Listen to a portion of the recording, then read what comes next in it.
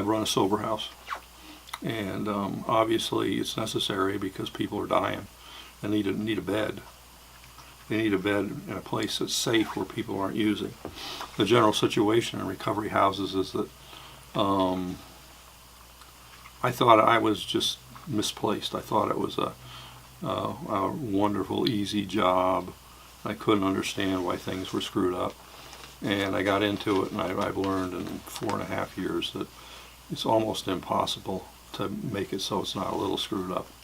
But let me go over the detail. Let me go over some things. If you're thinking of running a sober house, or you don't understand about sober houses, or you're looking for a sober house, I'm going to go through a few things. Maybe that'll help you. If you're a parent looking for a house for your child, chances are he doesn't want the sober house you want.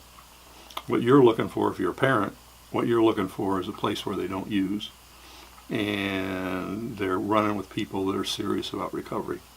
That's what that goal is to find a house where everybody is serious about recovery, and they're going to meetings, they're doing their thing, and they're not using and they're not drinking. My experience is that's very hard to do, and it's very hard to find. You got to be, most houses, or a lot of houses, and you usually find beds in those houses, are expensive, crowded, and chances are you're going to be, elbow to elbow with people that are actively using. Generally speaking, they're people that can con the system. They know how to cheat on the stuff. They know how to play the edges. They know how to do stuff. But chances are they're going to be into pills or into crack or into something. And so you're going to have to live with people that are actively using, which is not obviously ideal. And they'll offer you stuff. And there'll be, there'll be a rather large continuous traffic of women coming and going, or if it's a women's house, men that are coming and going.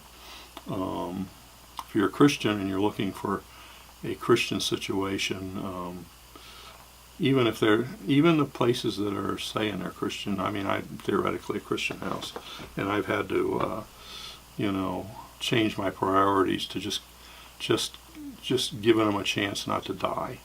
You can't fight in early recovery. You can't fight that battle right now.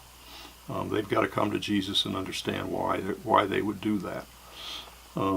Is there a problem? Is there a catastrophe with promiscuous behavior? Yes. Are there babies with parents that shouldn't have babies? Yes. Is there a catastrophe, lifelong catastrophe? Yeah.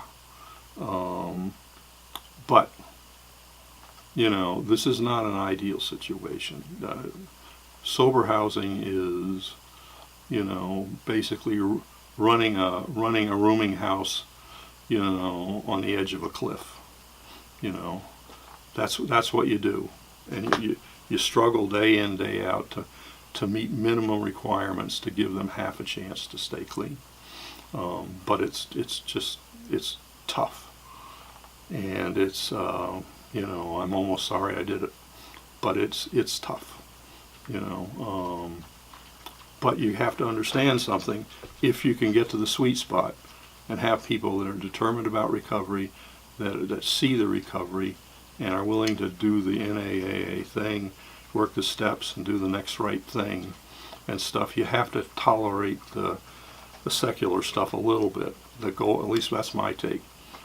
You gotta make the best chance possible for them not to die, and then let them decide whether they come to Jesus or not. Unfortunately, the worst people I've had in there are the professing Christians. They profess Christ, they show their videos, and then they act like just terrible people. And everybody that's doing the next right thing is saying, is that a Christian? I say, no, it's not a Christian. It's just what it is. So that's, it's a tough racket. It's a tough business. It's broken me any number of times, and I wonder why I invested the money and the time. I think it was one of those, well, I inherited some money and I want to do this and prove it can be done. And I prove that it's really, really tough. And we've developed a good house. It has a good reputation. And it costs an awful lot of money to weed it out because of the laws in Massachusetts. The tenancy laws in Massachusetts favor tenants over landlords. And there's no rules for sober houses that allow you to get people out. So what happens is if they know somebody that knows something, then they can stay there rent-free for 3 months and cost you $5,000 to get rid of them. And you just hope and pray that that doesn't happen. But when it happens, you just got to deal with it because they're going to rip the house apart. I mean, they're going to be in there using, they're going to be having women in there, they're doing everything, and they're going to be looking to bait a fight so that they can get a domestic on any guy in the house. They're looking to sue you for anything they can find.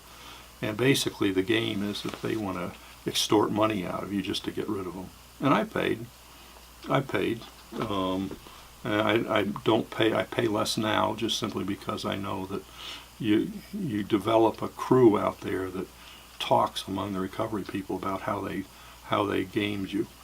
And then they line up. They just sort of line up, lie to get in the house, and then they do the gig, and you're stuck in a court system or something else trying to get them out. And they play the game and they hold you up for money. Or you pay the court costs and the lawyer costs, and you just force them out one way or another. Whichever way, it costs a lot of money. You lose money sometimes. Unless you pack them like some sober houses with 2 or 3 in a room for $600 or $700. I think those guys probably make a little bit of money. I basically lose money. It's a good time when I stay even.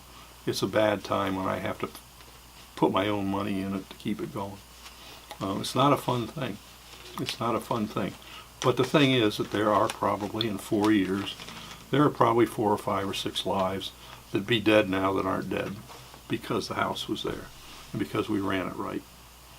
People come up and thank me. They say it changed their life. So that's good. I don't think it makes me any younger. I think I'm too old to do this stuff.